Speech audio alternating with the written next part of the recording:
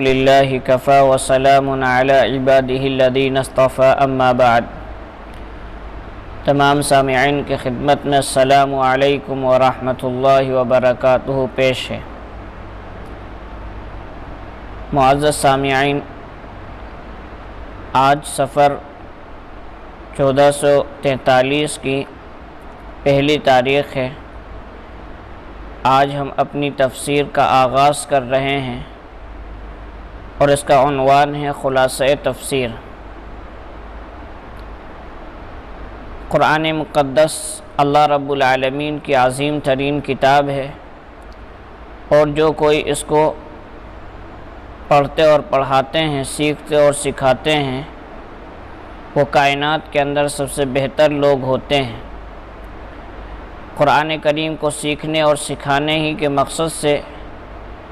ہم اللہ رب العالمین کے کلام کی اس مختصر سی وضاحت کو آپ حضرات کی خدمت میں پیش کر رہے ہیں،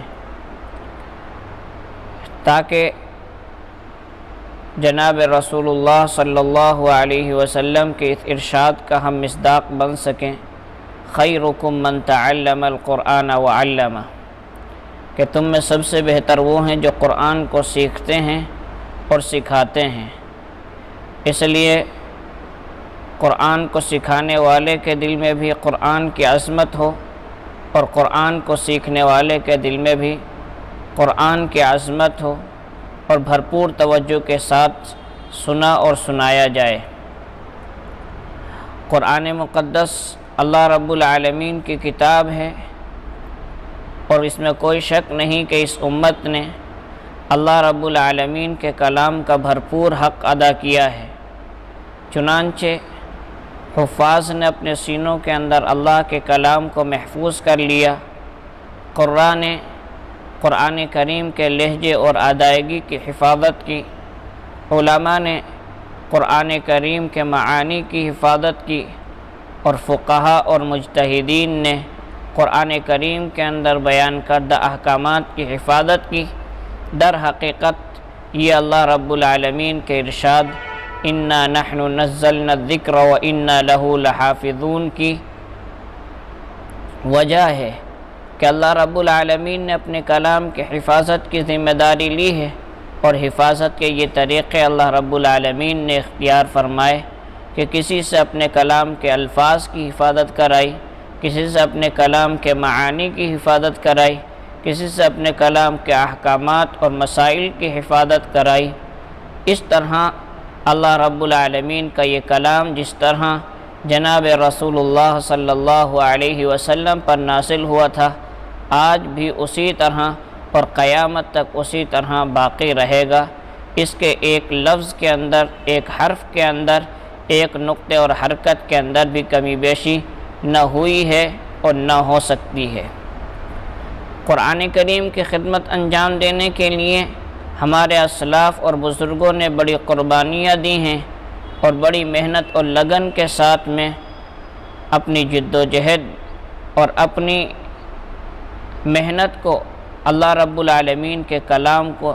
سیکھنے اور سکھانے کے اندر صرف کیا ہے۔ چنانچہ بڑی بڑی تفسیریں لکھی گئی ہیں۔ ہم آج کی اس نشست کے اندر دو باتیں آپ حضرات کے سامنے عرض کریں گے۔ ایک تو یہ کہ ہمارا تفسیر کا طریقہ کار کیا ہوگا، یہ اس لیے بیان کریں گے تاکہ آپ اللہ کے کلام کو صحیح طریقے پر سمجھ سکیں اور پہلے سے ذہن بنا سکیں۔ ہمارا طریقہ کار یہ ہوگا کہ ہم اولاً قرآن کریم کے ایک ایک لفظ کی وضاحت کریں گے، ایک ایک لفظ کے معانی کو بیان کریں گے، اور پھر اس کے بعد آیت کریمہ کا جو مفہوم ہوگا اختصار کے ساتھ اس کے مفہوم اور مضمون کو بیان کریں گے، اور پھر آیت کریمہ پڑھ کر کے اس پوری آیت کریمہ کا ترجمہ کیا جائے گا۔ آپ غور سے سنیں ہر لفظ کو، تاکہ آپ قرآن کریم کو اچھے طریقے پر سمجھ سکیں۔ اور دوسری بات یہ کہ قرآن کریم کہ نہ صرف یہ کہ معانی کے اوپر آپ توجہ کریں، بلکہ اس کے الفاظ کے اوپر بھی غور کریں، اس لیے کہ عوام الناس کا ایک بڑا طبقہ وہ ہے جو قرآن کریم کو اچھے طریقے پر صحیح ادائیگی کے ساتھ میں نہیں پڑھ سکتا،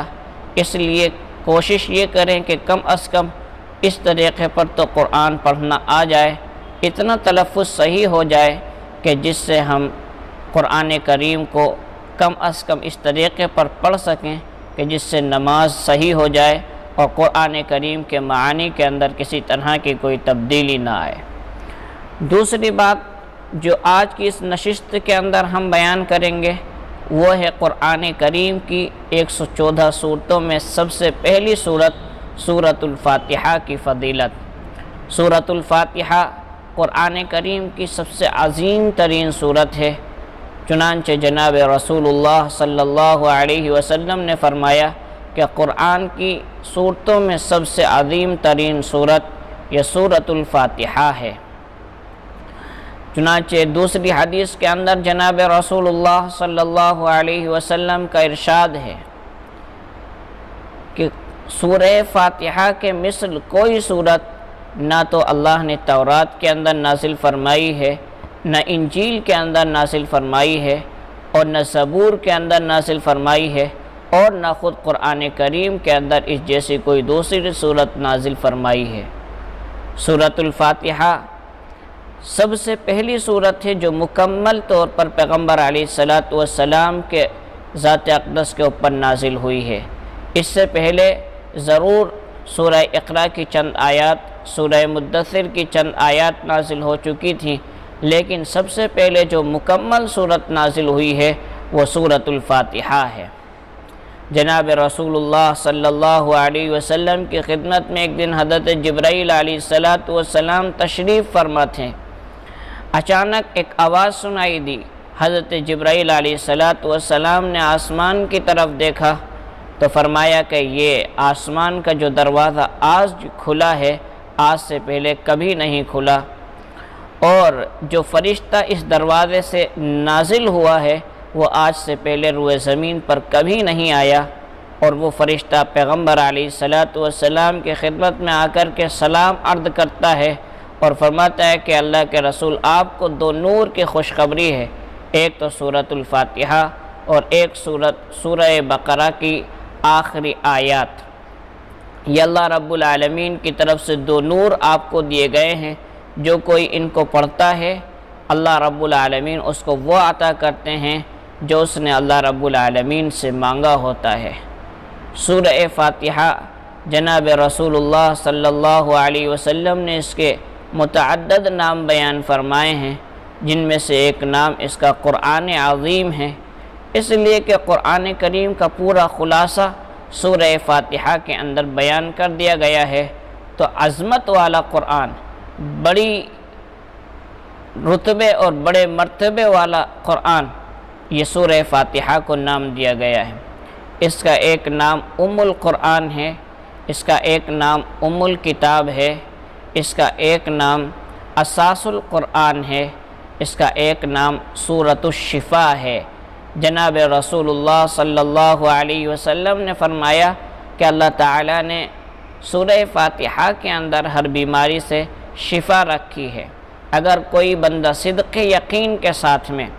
سچے دل کے ساتھ میں، کامل یقین رکھتے ہوئے، اللہ کے کلام کے اوپر کامل بھروسہ رکھتے ہوئے اگر تلاوت کرتا ہے اور اس کو پڑھ کر کے دم کرتا ہے مریض کے اوپر، تو اللہ تعالیٰ اپنے اس معزز کلام کی برکت سے اس کو شفا نصیب فرماتے ہیں۔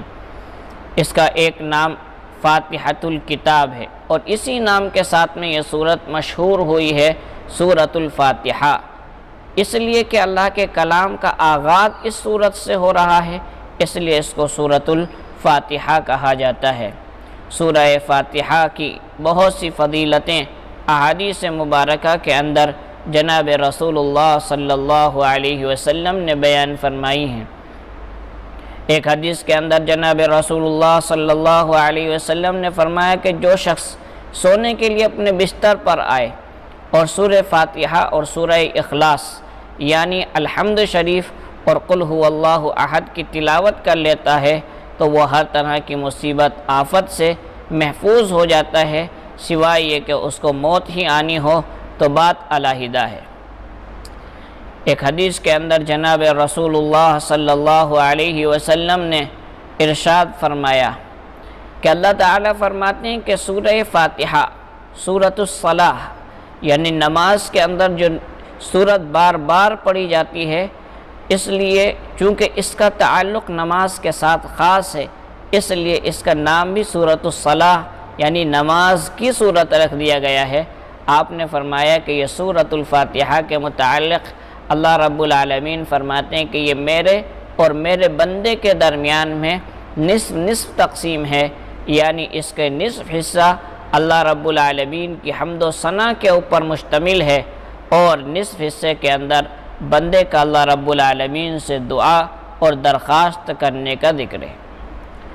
آگے فرمایا جناب رسول اللہ صلی اللہ علیہ وسلم نے کہ جب بندہ پڑھتا ہے الحمدللہ رب العالمین تو اللہ تعالیٰ فرماتے ہیں کہ میرے بندے نے میری حمد کی، اور جب بندہ پڑھتا ہے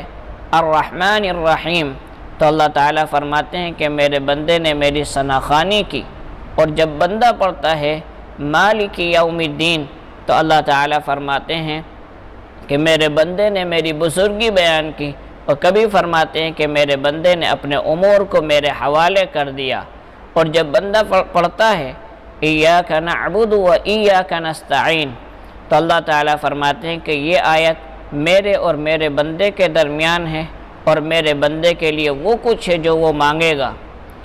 مطلب یہ ہے کہ اس کا ایک حصے کے اندر اللہ رب العالمین کی حمد کا پہلو ہے، اور دوسرے حصے کے اندر بندے کی دعا اور درخواست کا پہلو ہے۔ پھر جب بندہ کہتا ہے اہدنا الصراط المستقیم صراط الذین انعمت علیہم غیر المغضوب علیہم ولا الضالین تو اللہ تعالیٰ فرماتے ہیں کہ یہ حصہ میرے بندے سے متعلق ہے، اور میرے بندے کو وہ کچھ دیا جائے گا جس کا اس نے سوال کیا ہے۔ تو یہ سورہ فاتحہ انتہائی عظیم صورت ہے، انتہائی مقدس صورت ہے، انتہائی بابرکت صورت ہے، اس لیے اس کو جو اس کی عظمت ہمارے دلوں کے اندر ہونی چاہیے اسی عظمت کے ساتھ میں پڑھنا اور پڑھانا ہونا چاہیے، سننا اور سنانا ہونا چاہیے۔ اس کے اندر کس قدر وسیع مضامین کو اللہ رب العالمین نے بیان فرمایا ہے، اس کا کچھ اندازہ آپ کو اس وقت ہو جائے گا جب ہم سورہ فاتحہ کی تفسیر اختصار کے ساتھ ہی آپ کے سامنے بیان کریں گے۔ اللہ رب العالمین ہم سب کو اپنے کلام کی صحیح سمجھ نصیب فرمائے، اور اس کی تعلیمات کے مطابق عمل کرنا ہمارے لیے آسان فرمائے۔ والسلام علیکم ورحمۃ اللہ وبرکاتہ۔